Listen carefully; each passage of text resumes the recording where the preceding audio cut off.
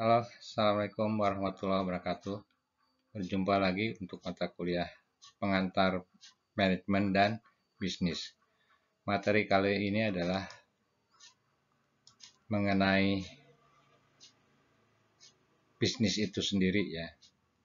Dari mulai pengertian bisnis, kemudian fungsi dan tujuan bisnis, lingkungan bisnis, pengertian etika bisnis, prinsip etis dalam berbisnis, tanggung jawab sosial perusahaan atau corporate social responsibility, pola dan ruang lingkup CSR, dan manfaat dari CSR itu sendiri. Baik, kita mulai kepada pokok bahasan yang pertama. Konsep dan etika bisnis. Kata bisnis berasal dari bahasa Inggris, yaitu business, yang artinya kesibukan. Nah, dalam konteks sederhana, yang dimaksud dengan kesibukan adalah melakukan suatu aktivitas atau pekerjaan yang memberikan keuntungan pada seseorang. Berikut beberapa pengertian bisnis. Hughes dan Kapur menyatakan bahwa bisnis adalah suatu kegiatan individu yang terorganisasi untuk menghasilkan dan menjual barang dan jasa guna mendapatkan keuntungan dalam memenuhi kebutuhan masyarakat. Kemudian Brown and Pretello, bisnis adalah lembaga yang menghasilkan barang dan jasa yang dibutuhkan oleh masyarakat serta semua hal yang mencakup berbagai kegiatan dilakukan pemerintah maupun swasta, tidak peduli mengejar keuntungan atau tidak.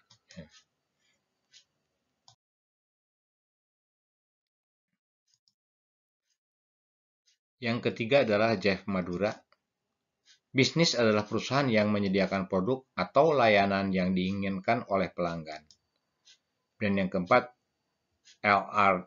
Dixie menyatakan bisnis adalah suatu bentuk aktivitas yang utamanya bertujuan untuk memperoleh keuntungan bagi yang mengusahakan atau yang berkepentingan dalam terjadinya aktivitas tersebut. Kita lanjut dengan maksud dan tujuan dari bisnis. Bisnis tidak hanya bermaksud untuk memenuhi kebutuhan masyarakat konsumen.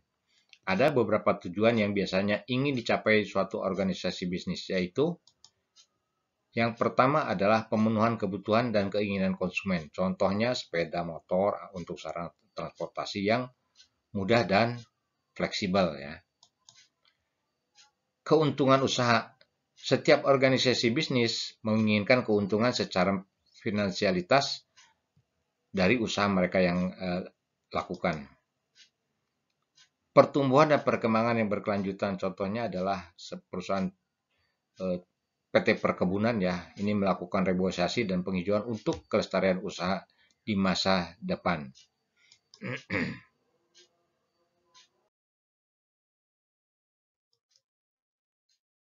Keempat, mengatasi berbagai risiko seperti biro jasa keamanan, lembaga asuransi. Kelima, tanggung jawab sosial. Banyak usaha yang mulai peduli terhadap lingkungan sosial selain mengejar keuntungan. Contohnya adalah produk mobil ramah lingkungan, produk plastik daur ulang, dan lain sebagainya.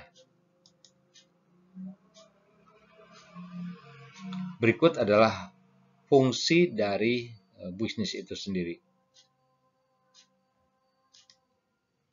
Yang pertama yaitu form utility, yaitu fungsi produksi di mana sebuah bisnis menghasilkan suatu barang atau jasa yang dibutuhkan masyarakat, misalnya perusahaan furniture, perusahaan jasa keuangan.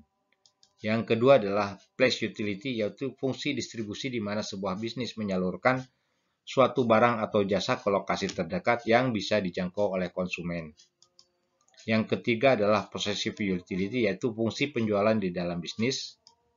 Yang keempat adalah time utility, yaitu fungsi penyimpanan dan pemasaran dalam bisnis di mana barang pada saat itu kurang bermanfaat untuk nanti dikeluarkan apabila barang tersebut lebih bermanfaat. Ya.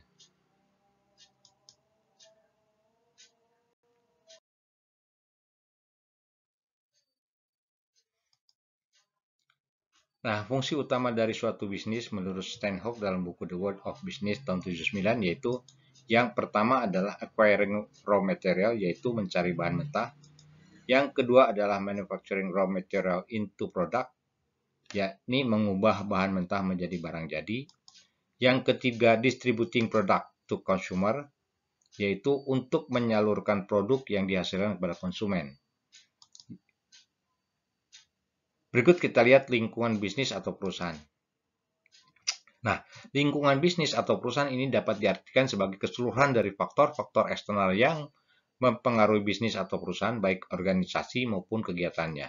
Sedangkan arti secara luas mencakup semua faktor eksternal yang memengaruhi individu, perusahaan, dan masyarakat. Kita lihat lingkungan fisik, energi, dan konservasi. Ya. Ekologi yaitu suatu ilmu yang mempelajari hubungan antara manusia dengan lingkungannya. Menurunnya kualitas lingkungan ini disebabkan oleh 3 faktor.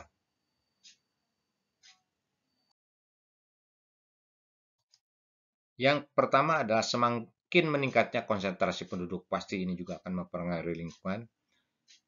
Kedua, perkembangan teknologi baru. Yang ketiga adalah semakin meningkatnya kemakmuran ekonomi. Berikut kita lihat macam-macam dari polusi ya. Polusi adalah pengrusakan lingkungan alam di mana kita hidup dan bekerja. Pencemaran udara, kemudian pencemaran air, pencemaran sampah awet. Berikut energi dan konservasi. Minyak bumi, batu bara, air, energi matahari ya.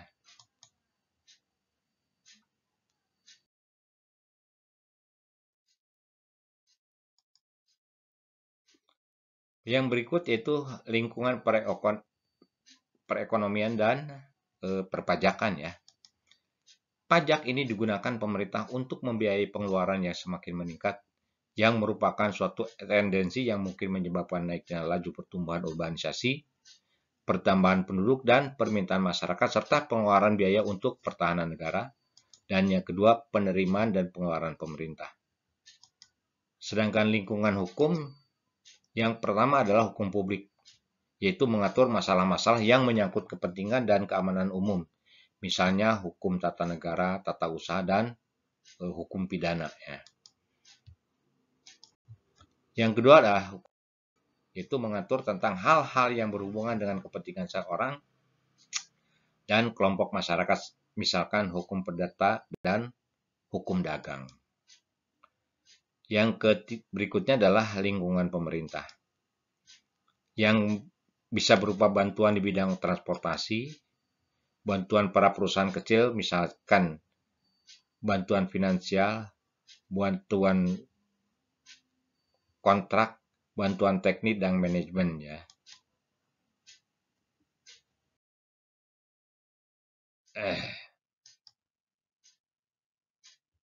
Yang berikutnya adalah ini lingkungan internasional ya.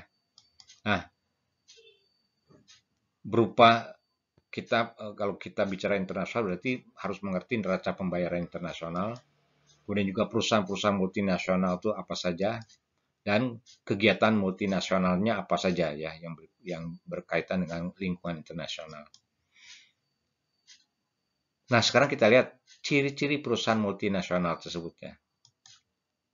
Yang jelas secara perusahaan multinasional adalah suatu perusahaan yang kegiatan pokoknya meliputi usaha-usaha manufaktur atau pemberian jasa dalam sedikitnya 2 negara. Ya. Perusahaan multinasional merupakan sumber dari penanaman modal asing, langsung dan jumlahnya merupakan kegiatan perusahaan itu. Ya.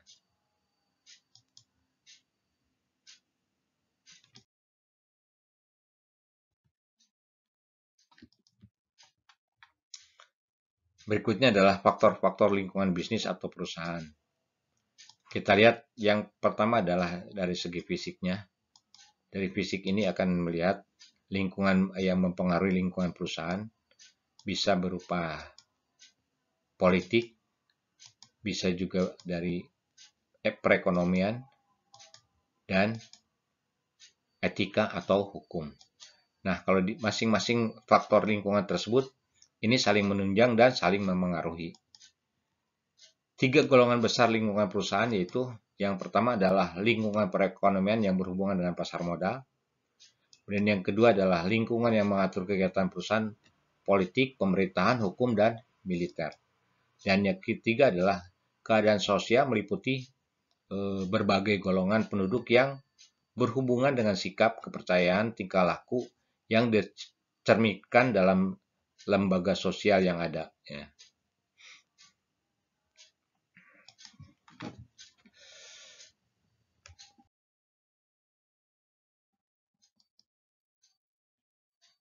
Nah, sekarang kita lihat bagaimana faktor lingkungan terhadap struktur perusahaan atau bisnis. Yang pertama adalah tanah dan alam sekitar. Yang kedua, ilmu pengetahuan dan seni. Yang ketiga, pemerintahan dan hukum. Yang keempat adalah uang, kredit, dan kapital. Kemudian yang kelima, tenaga kerja dan sumber daya manusia. Yang keempat adalah sikap konsumen dan publik. Yang ketujuh, segi kepercayaan dan agama. Yang kedelapan, hubungan internasional. Kemudian pengaruh faktor lingkungan terhadap manajemen perusahaan atau bisnis. Yang jelas, badan usaha ini merupakan kunci dari sistem perusahaan atau bisnis pada umumnya. Kemudian yang kedua, badan usaha akan memberikan terhadap pengaruh faktor-faktor dari luar yang tercermin dalam kebijakan dan keputusan-keputusan manajemen dalam menentukan, mengorganisir, dan mengarahkan.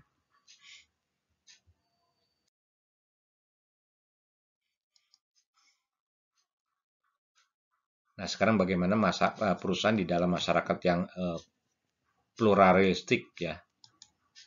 Masyarakat pluralistik adalah kombinasi dari berbagai kelompok yang memengaruhi lingkungan perusahaan ataupun bisnis. Kesan negatif tentang perusahaan atau bisnis ya kita lihat. Yang pertama adalah adanya penyelewengan pajak, ini pasti akan merupakan nilai negatif buat perusahaan. Yang kedua adalah penyelundupan barang ya. Yang ketiga adalah suap kepada pejabat pemerintah. Yang keempat, iklan yang bermasalah.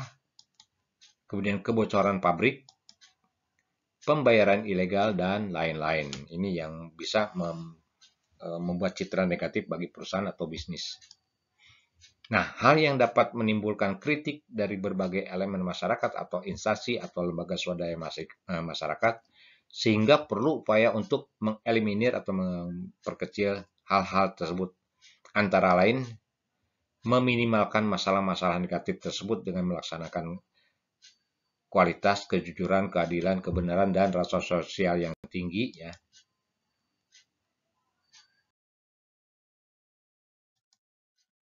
Melaksanakan kegiatan hubungan masyarakat atau humas serta sosialisasi secara dini dan transparan kepada masyarakat atau lembaga terkait. Memerhatikan dan menindaklanjuti saran, keluhan, sumbangan pikiran masyarakat untuk mengeliminir masalah-masalah tersebut. Contohnya, pencemaran air, ya, kemudian pencemaran udara, pencemaran sampah awet. Diperlukan IPAL atau instalasi pengolah limbah, upaya peningkatan kualitas limbah menjadi hal atau barang atau produk yang bermanfaat seperti pupuk organik. Kemudian analisis mengenai dampak lingkungan ya, atau AMDAL.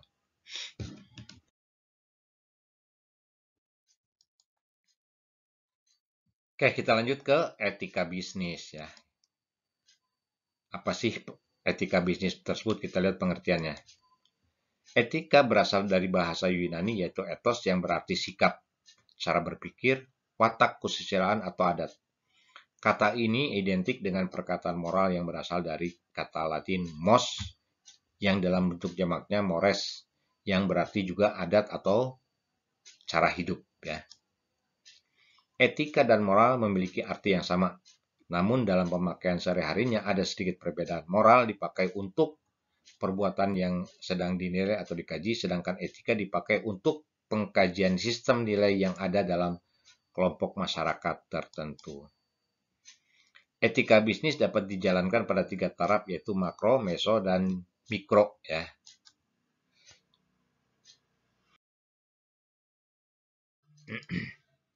Pada taraf makro, etika bisnis mempelajari aspek-aspek moral dan sistem ekonomi sebagai keseluruhan atau pada skala besar. Pada taraf meso atau menengah, etika bisnis ini menyelidiki masalah-masalah etis dan bidang organisasi. Pada taraf mikro, yang difokuskan adalah individu atau hubungan dengan ekonomi atau bisnis. Nah, etika bisnis ini mencakup hubungan antara perusahaan dengan orang yang menginvestasikan uangnya dalam perusahaan, dengan konsumen, pegawai, kreditur, dan juga pesaing. Investor menginginkan manajemen dapat mengelola perusahaan secara berhasil sehingga dapat menghasilkan keuntungan bagi mereka. Sedangkan konsumen menginginkan agar perusahaan menghasilkan produk yang dapat dipercaya dengan harga yang layak. Ya.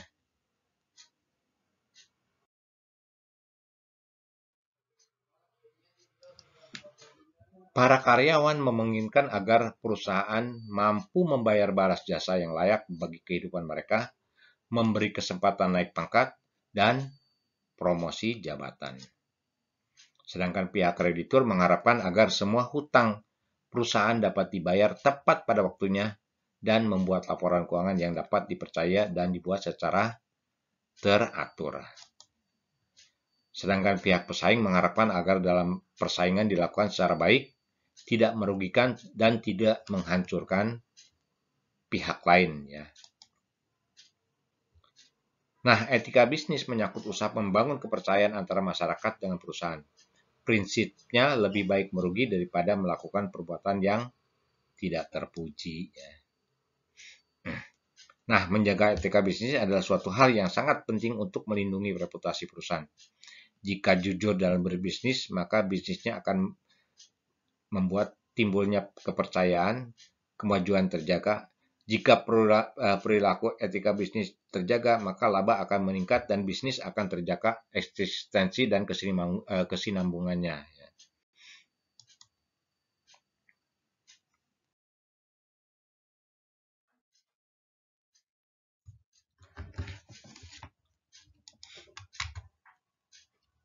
Nah, sekarang kita lihat bagaimana perlunya etika bisnis ini, ya.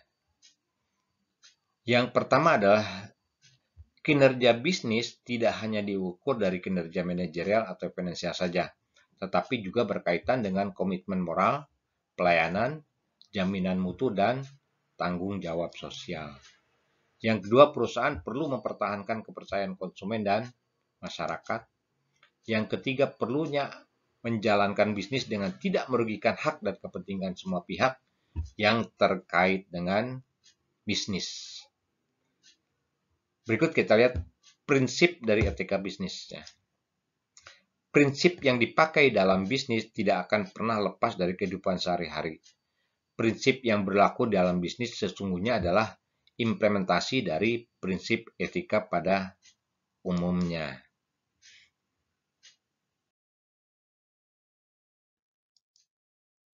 Yang pertama adalah prinsip otonomi. Bisnis yang otonom sadar sepenuhnya akan apa yang menjadi kewajibannya dalam dunia bisnis, tetapi tidak begitu saja mengikuti norma dan nilai moral yang ada. Dalam etika, kebebasan adalah prasyarat utama untuk bertindak secara etis. Unsur lain dapat dari prinsip otonom adalah tanggung jawab dan harus bisa mempertanggungjawabkan keputusan dan tindakannya. Yang kedua adalah prinsip kejujuran. Sebuah bisnis tidak akan bertahan lama jika tidak ada kejujuran yang merupakan modal utama untuk memperoleh kepercayaan. Kejujuran merupakan salah satu poin penting untuk menyukseskan usaha sekaligus membangun kepercayaan klien. Yang ketiga adalah prinsip keadilan. Keadilan berarti tidak ada pihak yang dirugikan hak dan kepentingannya. Keadilan menjadi salah satu hal fundamental yang harus dimiliki setiap pebisnis yang tidak menggunakan kedudukan atau kekuatan yang dimiliki untuk bersikap otoriter. Nah, keadilan dalam bisnis berarti mampu bersikap adil pada setiap karyawan, toleransi perbedaan, berpikir terbuka, mengakui kesalahan, dan tak segan mengubah keputusan jika diperlukan.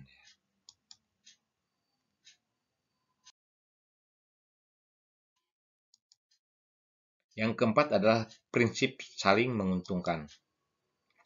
Nah, prinsip ini menuntut agar semua pihak berusaha untuk saling menguntungkan satu sama lain. Dalam bisnis, prinsip ini menuntut persaingan bisnis harus bisa melahirkan win-win solution. Ya. Yang kelima adalah prinsip integritas moral. Prinsip ini mensyaratkan bahwa dalam berbisnis selayaknya dijalankan dengan tetap menjaga nama baik. Nama baik yang harus dijaga meliputi nama baik perusahaan maupun nama baik pelaku bisnis itu sendiri. Ya.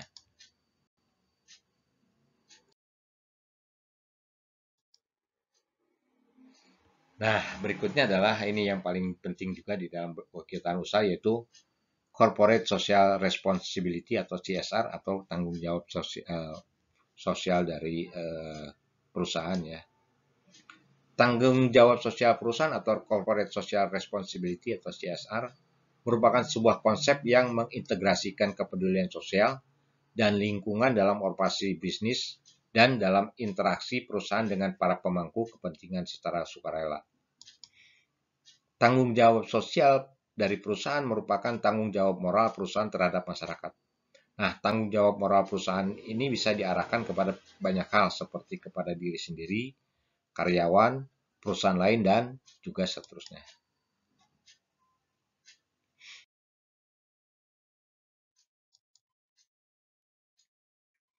Pola dari CSR ya.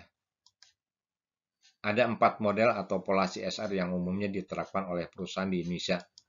Yang pertama adalah keterlibatan langsung, di mana perusahaan menjalankan program CSR secara langsung dengan menyelenggarakan sendiri kegiatan sosial atau menyerahkan sumbangan ke masyarakat tanpa perantara. Ya. Yang kedua adalah melalui yayasan atau organisasi sosial perusahaan yang didirikan sendiri di bawah perusahaan atau grupnya. Yang ketiga adalah bermitra dengan pihak lain.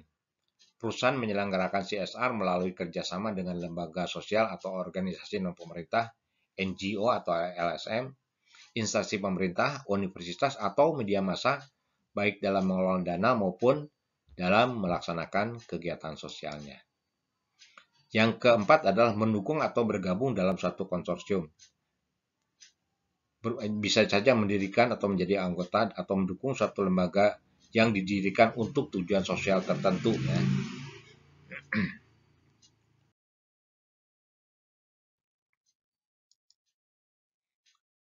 Nah, berikut kita lihat ruang lingkup dari CSR ya. Ruang lingkup CSR menurut ISO 26000 mencakup tujuan bidang utama, yaitu tata kelola perusahaan, hak asasi manusia, praktik tenaga kerja, lingkungan, perlibatan dan pengembangan komunitas, praktik perdagangan yang adil, serta isu konsumen. Selain itu, kepatuhan pada hukum dan peraturan merupakan kegiatan bagian dari CSR itu sendiri. Ada 4 bidang yang dianggap dan diterima sebagai yang termasuk dalam CSR, yaitu keterlibatan perusahaan dalam kegiatan-kegiatan sosial yang berguna bagi kepentingan masyarakat luas. Yang kedua adalah keuntungan ekonomis karena akan menimbulkan citra positif bagi perusahaan. Hal ini akan membuat masyarakat lebih menerima kehadiran produk.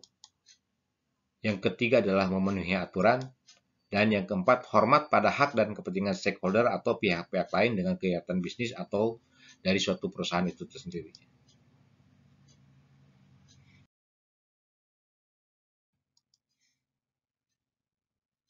Nah, sekarang kita lihat apa sih manfaatnya dari CSR itu ya. Manfaat CSR bagi perusahaan adalah yang pertama, meningkatkan citra perusahaan. Dengan melakukan kegiatan CSR, maka konsumen dapat lebih mengenal perusahaan sebagai perusahaan yang selalu melakukan kegiatan yang baik bagi masyarakat. Kemudian juga memperkuat brand perusahaan.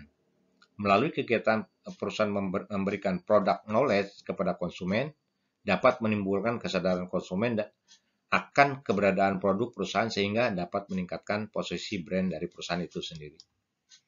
Yang ketiga adalah mengembangkan kerjasama dengan para pemangku kepentingan. Nah, dalam melaksanakan CSR, perusahaan akan dibantu oleh para pemangku kepentingan seperti pemerintah daerah, masyarakat, dan universitas lokal. Dengan demikian, perusahaan dapat membuka relasi yang baik dengan para pemangku kepentingan tersebut. Yang keempat adalah membedakan perusahaan dengan pesaingnya. Jika CSR dilakukan sendiri oleh perusahaan, maka perusahaan akan mempunyai kesempatan menonjolkan keunggulannya sehingga dapat membedakannya dengan pesaing yang menawarkan produk atau jasa yang sama ya.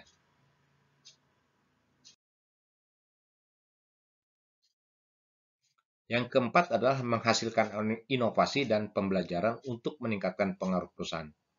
Merencanakan CSR secara konsisten dan berkala ini dapat memicu inovasi dalam perusahaan yang pada akhirnya dapat meningkatkan peran dan posisi perusahaan dalam bisnis global. Brand yang keenam, membuka akses untuk investasi dan pembiayaan bagi perusahaan. Para investor saat ini sudah mempunyai kesadaran akan pentingnya berinvestasi pada perusahaan yang telah melakukan CSR. Demikian juga penyedia dana seperti perbankan lebih memprioritaskan pemberian bantuan dana pada perusahaan yang melakukan CSR ya. Dan yang ketujuh adalah meningkatkan harga saham. Apabila perusahaan rutin melakukan CSR yang sesuai dengan bisnis utamanya dan melakukannya dengan konsisten atau rutin, masyarakat bisnis, pemerintah, akademisi maupun konsumen akan semakin mengenal perusahaan. Maka permintaan terhadap saham perusahaan juga akan naik dan harga saham juga akan meningkat.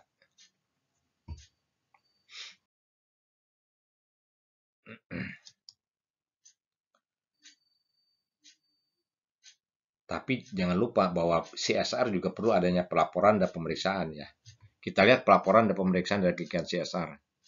Bahwa untuk menunjukkan bahwa perusahaan adalah warga dunia bisnis yang baik, maka perusahaan dapat membuat pelaporan atas pelaksanaan beberapa standar CSR, termasuk dalam hal yang pertama adalah kontabilitas atas dasar standar AA1000 berdasarkan laporan sesuai standar John L. Kington, yaitu laporan yang menggunakan dasar triple bottom line atau 3BL.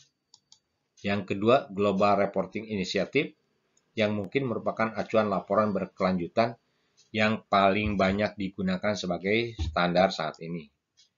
Yang ketiga adalah FRIDE, acuan pemantauan ya. Kemudian yang keempat, laporan berdasarkan standar akuntabilitas sosial internasional SA8000. Yang keenam, yang kelima, standar manajemen lingkungan berdasar ISO 14000.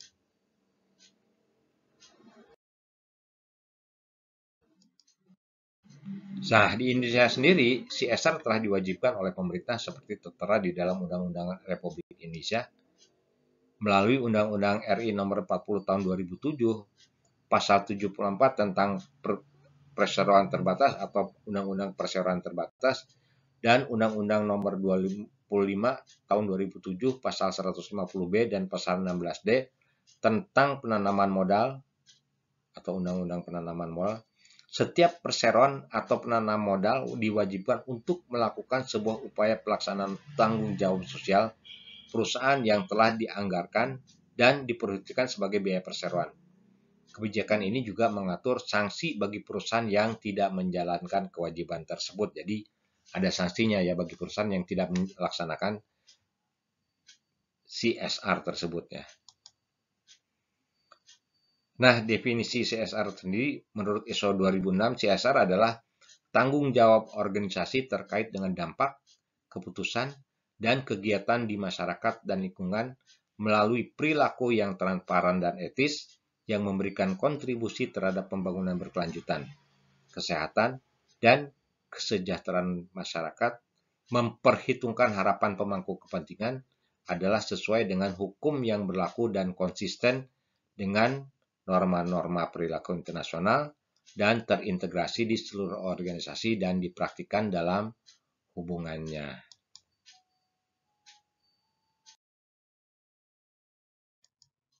Oke, demikianlah materi kita tentang bisnis dan etika bisnis. Semoga bermanfaat, semoga menambah pengetahuan kalian semua. Dan bila kalian menyukai, silakan kalian like dari video ini. Apabila ada saran atau masukan, silakan masukkan komen kalian di video ini. Semoga kita bisa bertemu lagi di materi berikutnya. Terima kasih atas perhatiannya. Billahi taufik was hidayah. Assalamualaikum warahmatullahi wabarakatuh. Sampai jumpa lagi ya.